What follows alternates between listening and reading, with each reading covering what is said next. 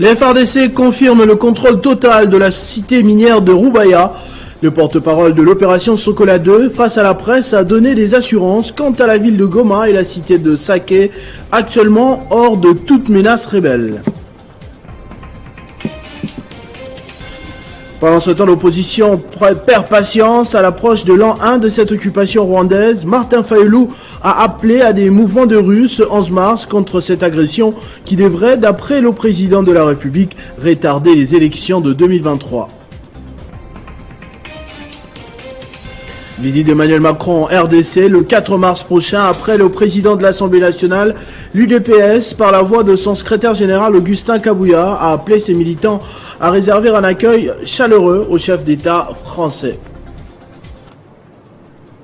Mesdames et messieurs, bonsoir. La ville de Goma et la cité de Saké sont hors de toute menace des rebelles du M23 et de leurs alliés, a rassuré le porte-parole militaire de l'opération Sokola 2, le lieutenant-colonel Guillaume Njike Kaiko. Il affirme que ces rebelles ont été repoussés par les FARDC au-delà du village Kingi où ils sont poursuivis par l'armée. Cet officier de l'armée confirme également le contrôle total de la cité minière de Roubaïa par les FARDC. Les FARDC ont répondu de la manière la plus forte aux attaques contre leur position des Malais, Mouchaki, Roubaïa et leurs environs situés dans les territoires des Massissi. Le colonel Guillaume Njike Kaiko dénonce la énième violation des accords signés par les chefs d'État en la matière. Je tiens à vous confirmer ici que Roubaïa, cette cité minière, est sous contrôle des forces armées de la République démocratique du Congo. Non seulement ça, mais aussi à Sac, où l'ennemi a tenté de mettre en insécurité et la cité de Sac et la ville de Goma. Elle a subi la puissance de feu des forces armées de la République démocratique du Congo. Cet ennemi continue à subir cette puissance parce que l'ennemi continue à reculer. Au moment où je vous parle, ni Saké, ni Goma, ni Roubaïa, aucune de ces entités ne sont menacées. Respect du droit international oblige, le commandant chargé des opérations Sokola 2, le général Moyo, a instruit la libération des personnes arrêtées lors des traques contre l'ennemi. L'ennemi préparait à les exterminer pour mettre cela sur les dos des forces armées de la République démocratique du Congo. Et quelques compatriotes Tutsis ont salué l'humanisme des forces armées de la RDC. Et nos agents se sont retrouvés dans la zone rouge.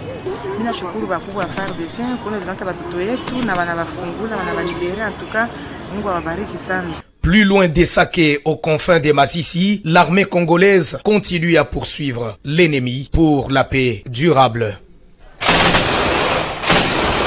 Des assurances qui ne suffisent pas pour le moment à l'opposition parce que Martin Fayulu, une des principales figures de l'aile radicale, a appelé à des manifestations à travers tout le pays ce samedi 11 mars. Objectif, dénoncer, condamner la complicité et l'incompétence du pouvoir en place dans la conduite de la guerre, a écrit Martin Fayulu dans un communiqué ce mercredi. Le président de l'ECD, arrivé deuxième lors de la dernière présidentielle, veut également le retrait immédiat des troupes de l'EAC du pays. Des élus provinciaux du Nord Kivu ont également écrit au président de la République au sujet de cette agression. Ils ont évoqué 9 recommandations lors d'un point de presse ce mercredi, tout en précisant qu'il est exclu de négocier avec les rebelles. Ils ont demandé à Félix Tshisekedi de privilégier la résolution pacifique du conflit conformément aux différentes résolutions des chefs d'État de la région. Tout le voyage que fait le chef de l'État, il a été au sommet de l'Union africaine, il a été, c'est pas à Nairobi, à Bujumbura. C'est des démarches diplomatiques, mais dont l'objectif, c'est d'aboutir à une solution pacifique. Donc, en demandant au chef de l'État de privilégier la résolution pacifique de la crise, les députés n'ont fait que lui rappeler les engagements qui étaient déjà pris à travers tous les sommets, les mini-sommets, et autres. Et cela, c'est très très important. Demander la poursuite du processus diplomatique, c'est différent de négocier. Et du reste, on ne peut pas négocier avec l'armée rwandaise. C'est l'armée rwandaise qui occupe le sol congolais. Ça veut dire que nous alertons en lui disant, oui, mais vous avez pris tel engagement dans telle réunion au Rwanda. Vous avez pris tel engagement à Nairobi. Vous avez pris tel engagement à Addis Abeba. Nous voudrions vous rappeler que c'est important pour le retour de la paix, pour la résolution pacifique de la crise. Donc ces démarches diplomatiques-là, nous y croyons. Tout autant que nous encourageons vigoureusement les efforts militaires des FARDC sur le front. Et ça, il faut le souligner. Nous encourageons et nous pensons que la population doit continuer à soutenir cette armée. C'est la seule que nous avons et nous pensons qu'elle mérite l'appui de toute la population. Sécurité encore, mais cette fois-ci au Congo central où le taux de délinquance juvénile est en croissance ces dernières semaines, précisément dans la ville côtière de Mwanda. Après le dernier conseil de sécurité provinciale, les autorités se sont mis d'accord pour en finir une fois pour toutes avec ce phénomène. À l'issue du dernier conseil de sécurité tenu au gouvernorat du Congo central, le commissaire provincial intérimaire de la police nationale congolaise du Congo central, Blaise Boulard Kilimbalimba, a fait une descente décisive dans la ville côtière de Mwanda avec objectif d'éradiquer le phénomène Kuluna monté en puissance avec un taux jamais atteint inquiétant toute la population de cette ville. Mon colonel, on peut permettre que sol na frère la distinguer solo na ye tant na sol na ye neki mongongo na ye. OK. Spécialiste des opérations nocturnes, 2 jours et 2 nuits de travail intenses en collaboration avec la population de la ville de Mwanda, voici les résultats.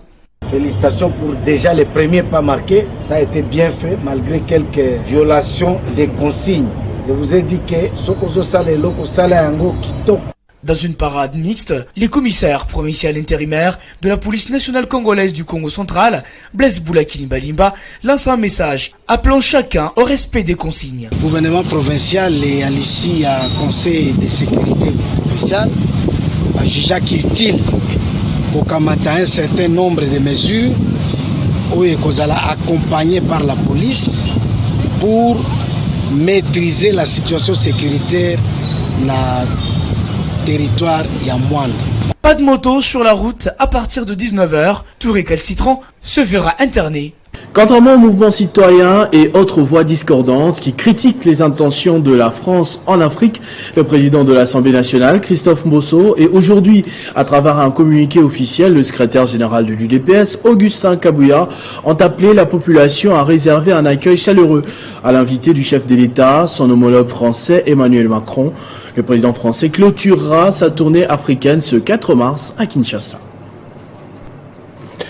Clôture de la 54e session du Conseil des ministres de l'OHADA ce mardi 28 février par la présidente en exercice de cette organisation, la ministre de la Justice Rose Mutombo. Plusieurs résolutions ont été prises à l'issue de ces travaux par les participants.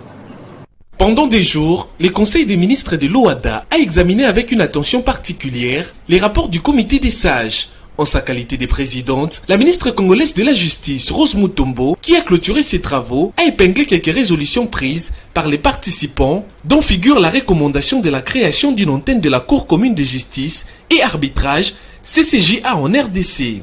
La réforme de l'arbitrage CCJA, déjà amorcée, me paraît urgente. Je me félicite donc des résolutions prises en vue de donner corps sans délai aux préconisations de l'étude menée.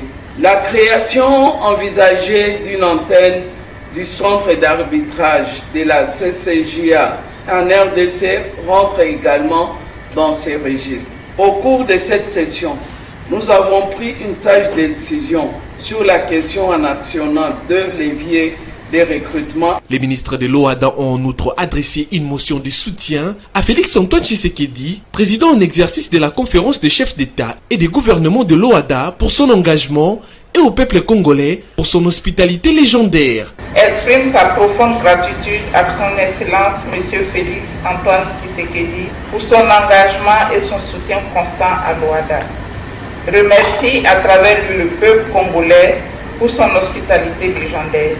A noter que le 17 octobre de l'année en cours, l'OHADA totalisera 30 ans d'existence, une célébration sous le mandat de la République démocratique du Congo.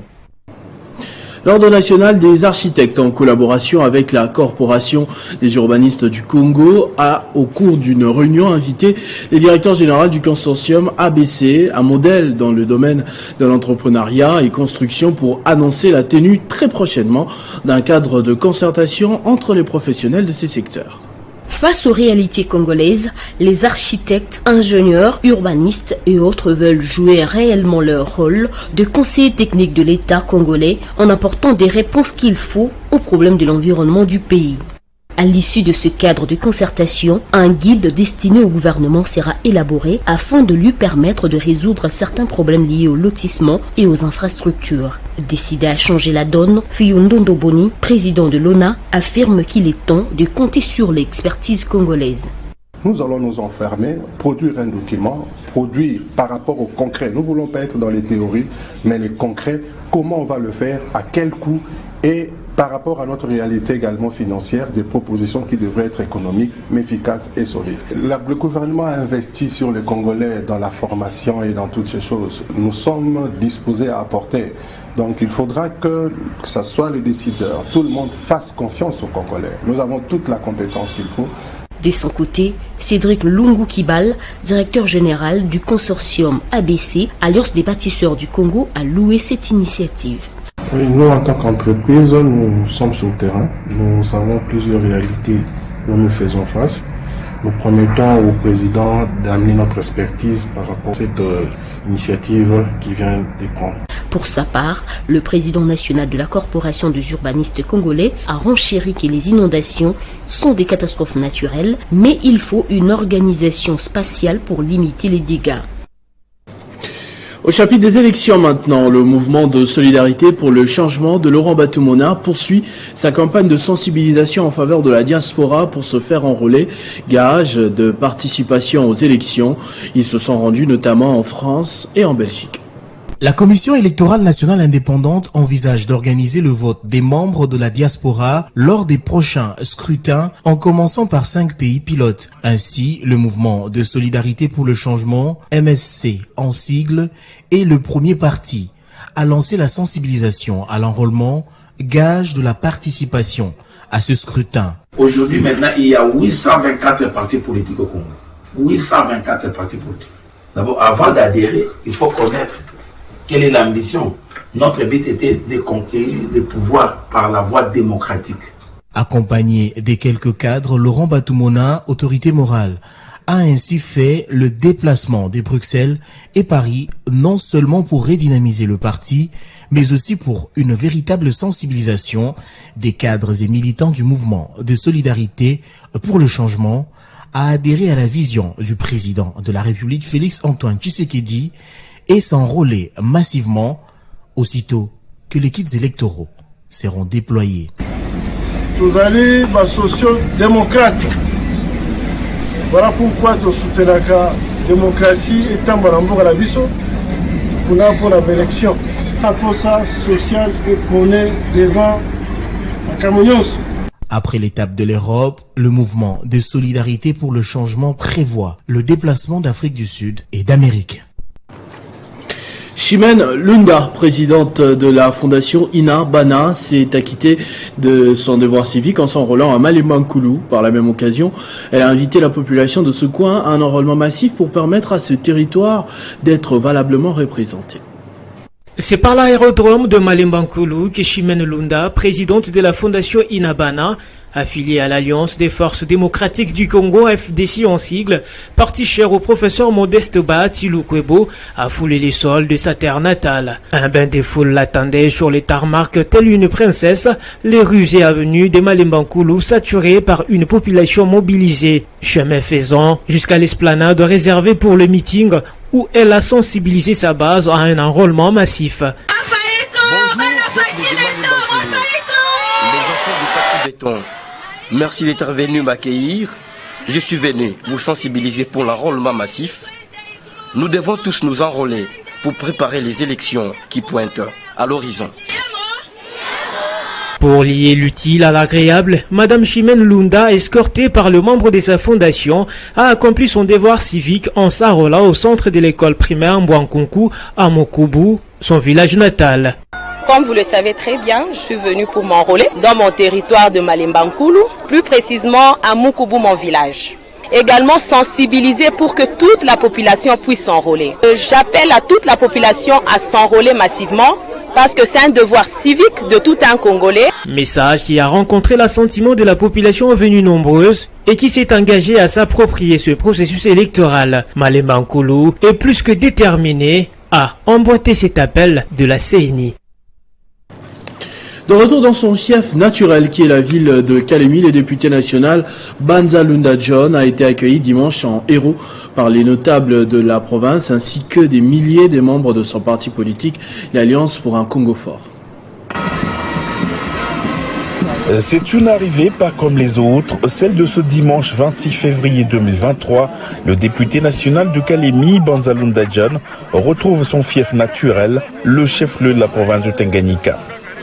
Accueilli au Tarmac par la notabilité provinciale et des représentants de son nouveau parti politique, l'Alliance pour un Congo fort, ACP en sigle, l'honorable Banza Lunda John s'est offert un bain de foule lui réservé par ses frères et sœurs et ses camarades du parti qui ont bravé la longue pluie de ce jour. Ainsi, un long cortège s'est ébranlé le long du boulevard Lumumba avant que l'élu du territoire de Kalemi n'y soit obligé de faire les pieds jusqu'au stade Benda où il a remercié la population de Kalemi pour cet accueil triomphal. Je remercie la population de Kalemi pour cet accueil historique et je crois que c'est un message fort pour dire qu'elle attend beaucoup de nous. Nous allons nous battre avec les idées, avec les propositions, mais avec aussi les lobbying pour que les conditions de vie de nos concitoyens ici à Kalemi puissent s'améliorer. À quelques jours de la fermeture des centres d'inscription et d'enrôlement des électeurs, la mobilisation s'intensifie sur terrain. Au Lualaba, les députés provinciaux Amos Machao a invité tous ceux qui sont au champ à rejoindre les centres d'inscription pour obtenir leur carte d'électeur. C'est depuis les petites heures du matin que les fourgeois et fourgeoises attendaient les députés provinciaux Amos Machao à l'entrée de la commune rurale de Fungurume. À son arrivée autour de midi, c'est une foule immense, spontanée, qui oblige l'élu du territoire de Lubudi à faire les pieds. Des chansons et danses étaient au rendez-vous. Les députés Amos Machao, accompagnés de centaines de membres de la fondation qui porte son nom et de son collègue Mike Mwandwe, ont fait les pieds pendant plus d'une heure. De la route nationale numéro 39 jusqu'au centre d'identification et d'enrôlement situé au sein de l'école méthodiste, passant par les avenues de la mission Ekasolondo, l'homme qui prend l'émergence du territoire de Lubudi a communié avec sa base. Même les tout petits voudraient bien voir celui qui les représente valablement l'hémicycle provincial. Au centre d'enrôlement, le député provincial Amos Machao passe par toutes les étapes avant d'obtenir sa nouvelle carte d'électeur. Au sortir de la salle, l'élu du peuple s'est adressé à la multitude massée à la tribune. Le message est bien clair. Kama tunataka changement, tunapasha kujienrôler. Kama hatujarole, hatutafanya shwa mzuri. Mtetukuia nguvu tufanye shwa mzuri. Haina vile? Tunapasha kujienrôler sie bote. Mama vivie kuendelea na kutumika kazi. Haina vile? Profitant de l'opportunité, le député Amos Machao a réconforté les créateurs artisanaux et les exploitants mototaxis. C'est par la distribution d'épargne aux femmes de sa fondation pour bien préparer le 8 mars que l'élu de Lubudi s'est séparé avec les siens. Au cours d'une rencontre avec la population de Barumbu lundi, Kevin Bolamba, cadre du parti Anadek et président fédéral de cette commune, a sensibilisé les habitants du quartier Liboulou et Mozindo au cours du processus électoral, au sujet du processus électoral en cours, voulais-je dire. C'était également l'occasion pour ce dernier de partager ses idées avec ses compatriotes. C'est une tournée de mobilisation et sensibilisation en vue de configurer des bases d'accompagnement solides dans tous les quartiers des Barumbu pour ces cadres du parti politique Anadek Kevin Bolamba, président fédéral de cette municipalité. C'est aussi occasion pour ces derniers de vendre son image de marque, une façon d'affûter les armes pour 2023. Ce lundi, Kevin Bolamba et sa fondation Debout Barumbu ont réussi à réunir les habitants de deux quartiers de cette commune, à savoir ceux de Liboulou et du quartier Mozindo, pour un seul message: avoir une idée sur la personne de Kevin Bolamba. Au cours de cette rencontre, celui-ci n'a pas dérobé à la règle puisque l'actualité l'oblige. Il a en effet sensibilisé la population au processus électoral en cours.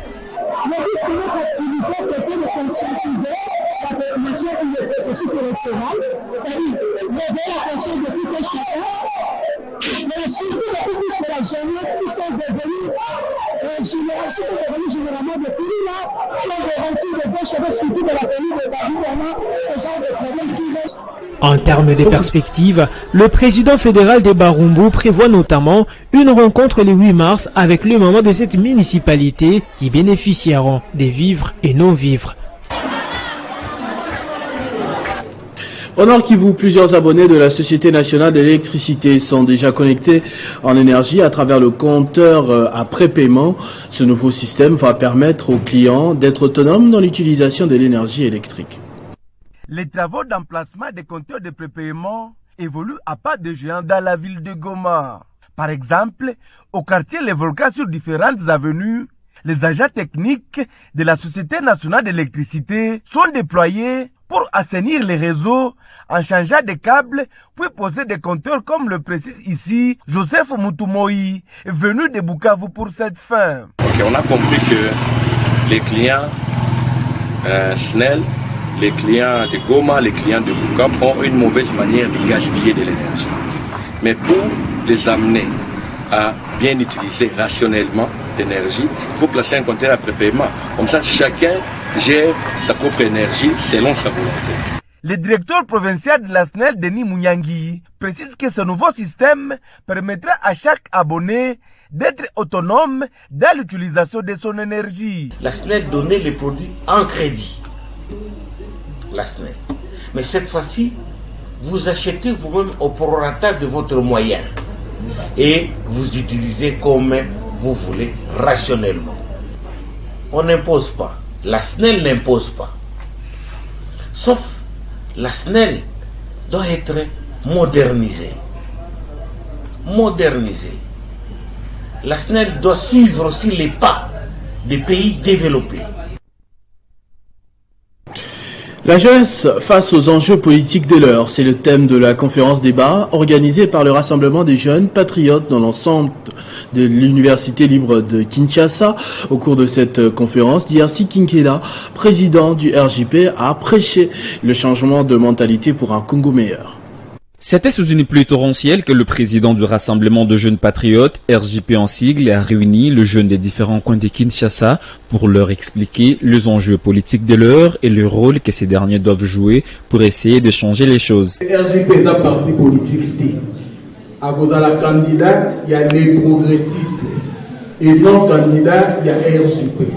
Au cours de cette conférence, Diarcy Kinkela, président du RJP, a plus prêché aux jeunes le changement de mentalité pour un Congo plus beau qu'avant. Notre ASBEL est affilié au regroupement cher à l'honorable Sami Badi Banga, le regroupement qui soutient la vision du chef de l'État. Donc nous ne pouvons que souhaiter la paix pour notre pays, parce que la paix favorise beaucoup de choses, beaucoup de bonnes choses. La paix permettra au gouvernement de réaliser ses projets. Alors sans la paix, on ne peut pas faire avancer notre pays. Raison pour laquelle, même tout à l'heure, j'ai demandé à nos membres de favoriser la paix et d'éviter les disputes pendant la période post-électorale. Après le jeu des questions-réponses, plusieurs jeunes sont partis satisfaits de la qualité d'échange sur un thème aussi important. Le Rassemblement de jeunes patriotes appartenant au regroupement politique Le Progressiste défend et soutient la vision du chef de l'État, Félix Tshisekedi Tshilombo, et veut jouer une partition importante sur l'agora politique du Congo. La fédération Okatanga du parti politique Alliance nationaliste des fédéralistes kyungistes a adressé son message de félicitations à son président national, Lolo Kyungu Kibwe, pour sa nomination comme membre du conseil d'administration à la Gécamine SA. C'était une matinée d'expression de satisfaction et d'allégresse. C'est mardi 28 février à l'Alliance nationale de fédéralistes et kyunguistes, ANAFEC en sigle, au lendemain de la nomination de leur président national, Lolo Kyungu Kibwe, par le chef de l'État Félix Antoine Tshisekedi, comme membre du conseil d'administration de la Gécamine SA. Juste après avoir appris la nouvelle, les hauts cadres et cadres du parti dans les Haut-Katanga ont pris d'assaut les bureaux du fils biologique et politique du patriarche Antoine Gabriel Kyungu Wakumwanza à la mythique Villa Ankoro à Lubumbashi. Des bons moments de joie ont été partagés avant la lecture d'un message de félicitations du président fédéral de l'ANAFEC au Katanga, Philippe Kibawa. Camarade président national, c'est avec un cœur bondé de joie que nous avons appris votre nomination en qualité de membre du conseil d'administration de la Générale des Carrières et des Mines, en abrégé GECAMINE SA, tout en remerciant Son Excellence, le Président de la République, Félix Antoine Tshisekedi Tshilombo, pour ce choix combien judicieux. La grande fédération de l'ANAFEC est trop confiante quant à votre expérience acquise du patriarche Antoine Gabriel Kyungu Akumwanza, heureuse mémoire. Ces membres restaient donc déterminés d'accompagner leur président national dans ses prérogatives. Dans le Tanganyika voisin, le gouvernement provincial, par le biais de son vice-gouverneur, a lancé les travaux de rechargement d'une route circulaire dans la ville de Kalemi. Ce projet est financé par le Fonds d'entretien routier FONER. Le vice-gouverneur de la province du Tanganyika, Masamba Masamba Ferdinand, a lancé officiellement ce mardi 28 février 2023 les travaux de rechargement d'une partie de l'avenue circulaire tronçon Isder Kalemi pont Mukishiwankala, et cela après avoir suffisamment reçu les explications techniques détaillées sur l'ouvrage qui sera exécuté par l'Office des voiries et drainage OVD sous surveillance du bureau technique de contrôle BTC. Le numéro D de la province du Tanganyika a, sur procuration de sa tutélaire Julie Ngungwa Mwayuma, arrivé fraîchement de sa mission, donné le go de ses travaux, tout en recommandant une prise de conscience au service d'exécution pour livrer un ouvrage bénéfique à la population. Simplement, j'ai dit sincèrement merci à FONER. Cet appui financier, c'est bénéfique de Kalemi, c'est quartier Kankomba. Le directeur provincial de l'OVD, ingénieur Moulungu Kabunda François, a promis à l'autorité provinciale un travail de qualité conforme au cahier des charges soumis à son service. Ça va, donc là déjà nous sommes à pied d'œuvre, comme le lancement vient d'être effectué, nous devons vraiment respecter. Partenaire financier de l'ouvrage, Madame Nadine Banzakatumbwe a, au nom du Fonds national d'entretien routier FONER, exhorté l'OVD et le BTC à traduire leurs connaissances dans l'amour de leur ville. Ce que FONER peut dire que demandons à nos collaborateurs OVD et BTC de bien travailler. Durant 90 jours, ces travaux seront exécutés pour permettre aux usagers de ce tronçon de bien vaquer librement. Remise officielle des kits énergétiques et d'approvisionnement d'eau à l'hôpital de Kisanso. La fondation Orange RDC, conduite par son responsable, Josine Congo, a visité tous les équipements dotés en appelant les bénéficiaires au bon usage. Nous sommes à l'hôpital général des références de la commune de Kinseso, où la délégation de la fondation Orange RDC, accueillie par les responsables de cette structure sanitaire, est venue matérialiser sa promesse après étude des besoins urgents à résoudre dans cet hôpital. Face aux sérieux problèmes d'éclairage et d'approvisionnement en eau, la fondation Orange RDC a équipé cet hôpital de kits énergétiques solaires très bien installés pour le renforcement de l'électricité, mais également des citernes pour augmenter la capacité d'approvisionnement en eau. Effectivement, nous étions venus en novembre pour une visite d'un projet de l'hôpital général de référence de Kisenso et nous avons été saisis par cette problématique en eau et en électricité. Et c'est ainsi que nous avons pris tous les contacts pour faire les travaux nécessaires. Et aujourd'hui, nous sommes là pour la remise officielle et la visite de ces installations qui ont été faites, non seulement pour renforcer les capacités en eau de l'hôpital, mais également avec l'énergie solaire qui a été installée. Un motif de satisfaction pour les bénéficiaires. Nous dirons d'abord merci à la Fondation Orange, parce que ce n'est pas chaque jour que nous recevons une assistance dans ce genre. Quant à l'utilisation de ce kit, il sera utilisé à bon escient. Nous demandons à la Fondation Orange d'être vraiment notre partenaire ponctuel. Attentif aux besoins criants au sein de la société, la Fondation Orange RDC œuvre au mieux-être de la population congolaise à travers des études et programmes menés par l'ensemble de son équipe dans tous les territoires nationaux.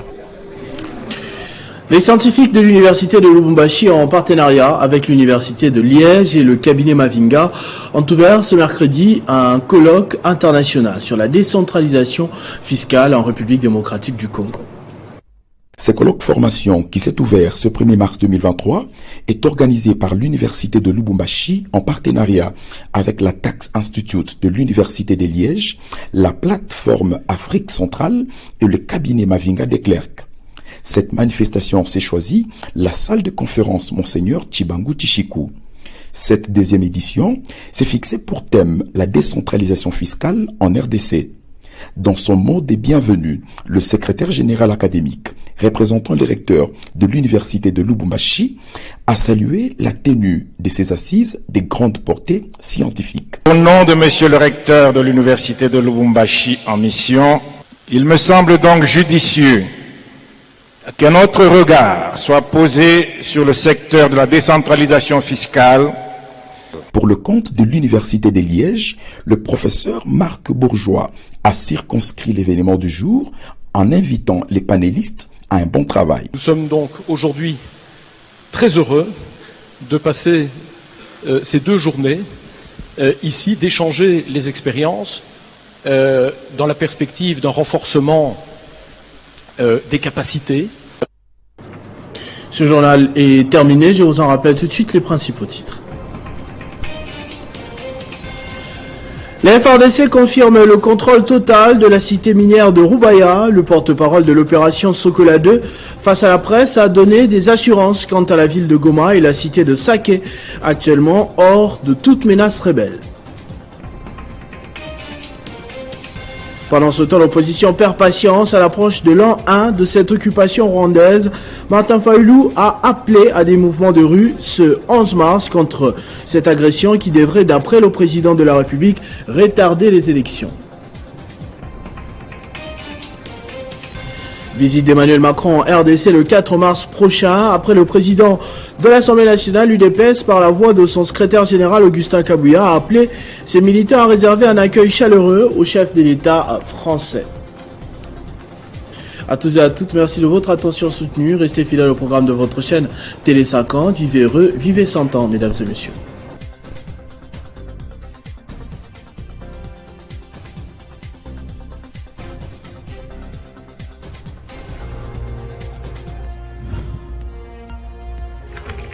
L'actualité reste incontinue.